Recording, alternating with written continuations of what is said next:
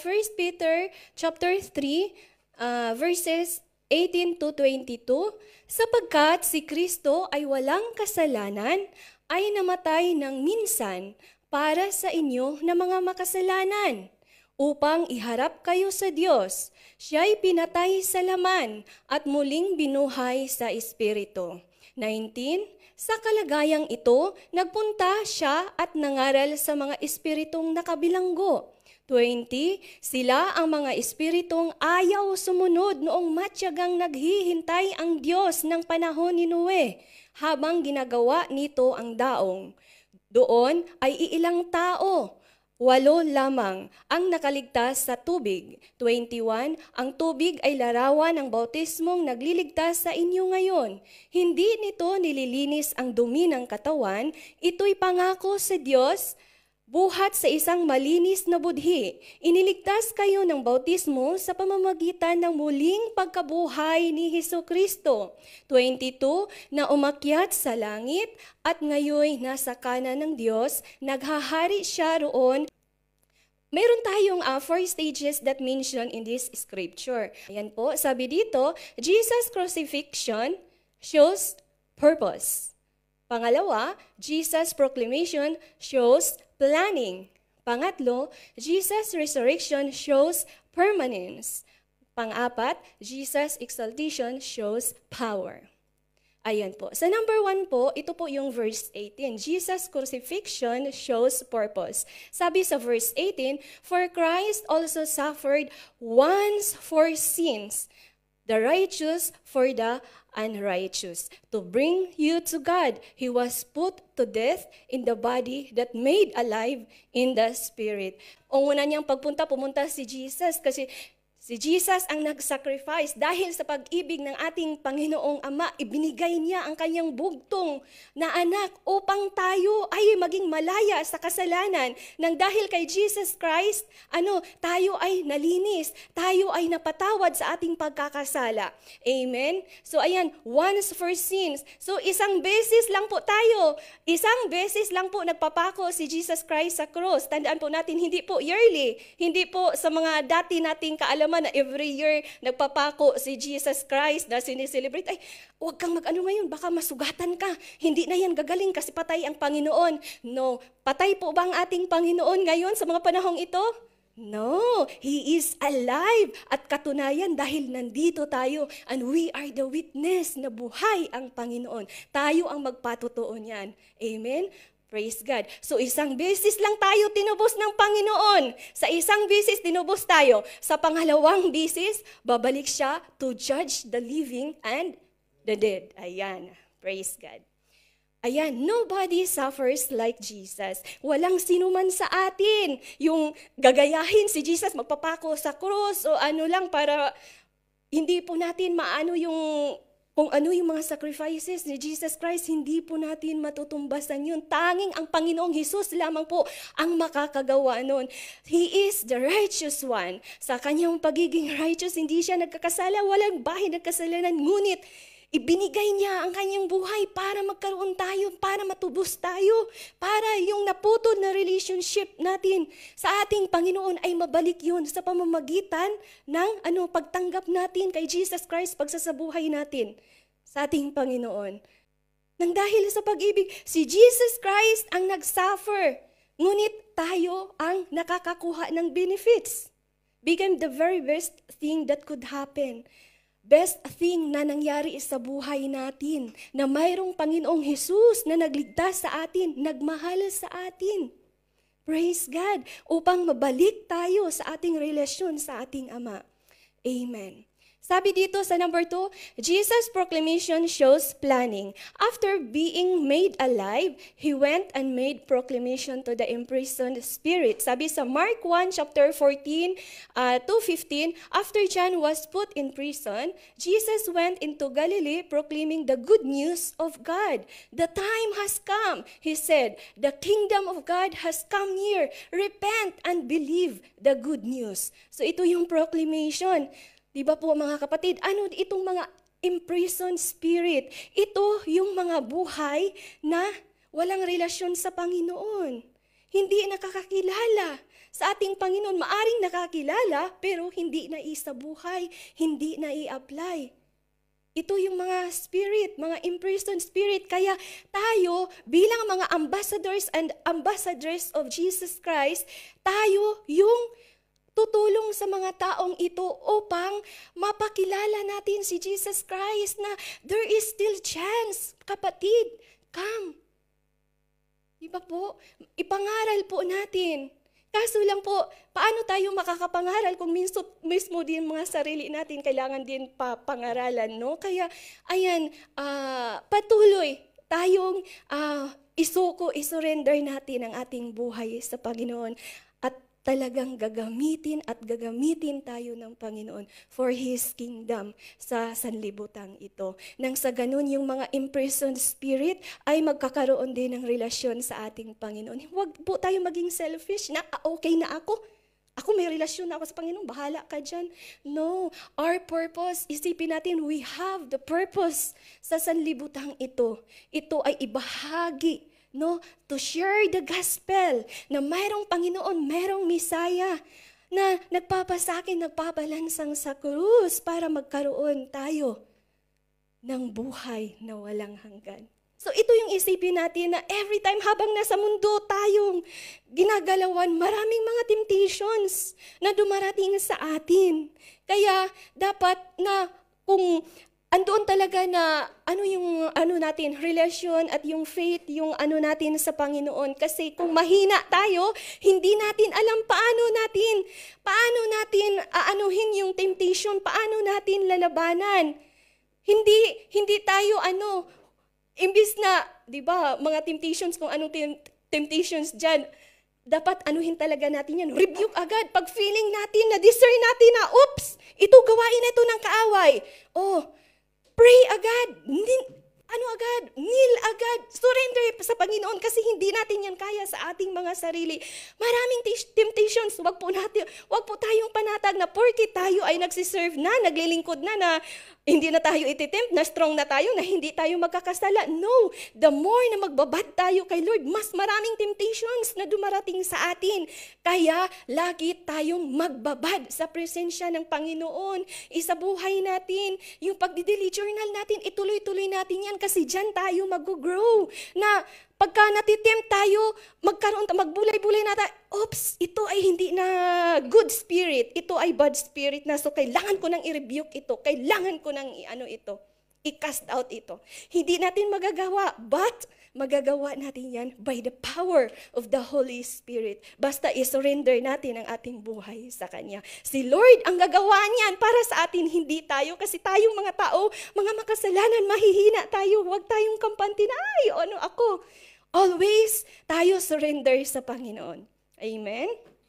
Praise God. Sabi sa number 3, Jesus' resurrection shows permanence. To those who were disobedient long ago, when God waited patiently in the days of Noah, while the ark was being built, in it only a few people, 8 in all. So, dito, sino lamang sa panahon ni Noe, sino lang yung naligtas that time? Yun yung pamilya lang ni Noe. Si Noe, yung kanyang mga anak na 3, sino-sino sila? Si Shem, si Ham, at saka si Japheth. At 8, at yung kanilang mga asawa. Sila lang. So, tingnan mo, that time, sa panahon ni Noe, inaano ni Noe na yung mga tao, pero anong ginagawa ng mga tao? Nagpakasasa sa kamunduhan, nagpakasasa sa kaligayahan. Pinagtatawanan si Noe. Hindi niya pinapansin, binabaliwala nila yung warning ng Panginoon. Hindi nila pinapansin yon. So anong nangyari? Di ba? Pinaparusahan ng Panginoon sa pamamagitan ng baha, tubig. Amen? Ngunit, nakita ng Panginoon na sa panahon, sa generation na yon, kahit matitigas ang mga ulo ng mga tao, meron pa ring buhay na taging tapat na naglingkod sa Kanya. Yun si Noe at ang kanyang pamilya. So di ba, nabasa natin na yung sign na pagka mayroong rainbow or bahaghari, isa yun sa covenant na hindi nalilipunin ng Panginoon sa pamamagitan ng baha. Yun ang covenant na ginagawa niya sa panahon ni Noe. patuloy tayong magbabad sa presensya ng Panginoon at patuloy ipabago natin ang ating buhay. At sa pamamagitan ng pag-surrender natin ng ating buhay, the Holy Spirit ang siyang tutulong sa atin. Amen? Praise God. Ayan, ano po yung sign po ng water baptism? Sabi po dito, sa 21, and this water symbolizes baptism that now saves you, also not the removal of dirt from the body, but the pledge of the clear conscience toward God. It saves you by the resurrection of Jesus Christ. Sa pamamagitan ng water baptism, ito yung kumbaga parang sign na sa pamamagitan ng water baptism, tinanggap natin si Jesus Christ. Isa sa buhay natin, si Jesus Christ. So merong mga stages sa water baptism. First, yan yung death. Standing in the water symbolizes your belief in Jesus Christ, death on the cross for your sins. Ayan. Ito naman po, burial. Saan po? Hindi physically, namamatay tayo physically, kundi mamatay tayo sa yung kamunduhan natin, sa mga nasa natin, sa pagkakasala natin. Burial, submersion to the water demonstrates your belief in the physical death and burial of Christ. So dyan, inilibing na yung buhay natin na pagpamakasalanan, inilibing na kung ano yung nakaugalian nating pamumuhay, na yung sanlibutan ang sinasamba natin at hindi ang Panginoon ang kinikilala natin. Resurrection. Rising out of the water illustrates your belief in the victory of Christ over death by His resurrection. Sa pag-ahon natin, submerged, sa pag-ahon natin, ay, sarap sa pakiramdam. Ito na, bagong nilalang niya. Pero di agad-agad yan. Meron pa yung mga proseso, meron pang mga steps. New life. Walking out the water signifies your intentions to live for Christ daily now that you are saved. It means na ito yung talagang decided ka, desisyon mo na, desisyon na natin na this is my new life, inilibing na yung past life ko, yung past na pamumuhay ko, yung past na kung ano yung nakaugalian ko sa libutang pagkakasala, bagong nilalang na ako ngayon, tinatanggap ko na si Jesus Christ. Ang covenant doon, ang sisilyuhan na ng Holy Spirit. Sa pag-ahon natin, meron ng Holy Spirit sa mga puso natin na siyang mag-guide sa ating paglakad sa pamumuhay. Hindi agad yan, on the spot na mababago agad tayo. Takes process. As long as patuloy at huwag tayong susuko. Magpatuloy lang at huwag tayong hihinto. Amen? Praise God. Number 3, Jesus' resurrection shows permanence. He said, I am the resurrection for the life. He who believes in me will live even if he dies. That is the promise of God. Mamatay yung darating ang panahon. Wala namang habang buhay na ganito tayo. Darating ang panahon na tayo talaga ay papanaw sa mundong ito. Ngunit may promise ang Panginoon na magkakaroon tayo ng eternal life. Yun yung benefits na makukuha natin sa ating pagsunod, sa ating pagtanggap, sa ating pamumuhay na kasama na natin ang Panginoon at yung Holy Spirit. After, sa buhay natin dito, merong eternal life. Yun yung buhay na magpasawalang hanggan. Praise God. No more sorrows. Wala nang sakit. Wala nang kung ano-ano dyan. Diba? Sarap na. Ang sarap na isipin. Number 4, Jesus' exaltation shows power. Who has gone into heaven and is at God's right hand with angels, authorities, and powers in submission to Him. God is highly exalted. That at the name of Jesus, every knee should bow, of things in heaven and things in earth, and the things under the earth, and that every tongue should confess that Jesus Christ is Lord, to the glory of God the Father.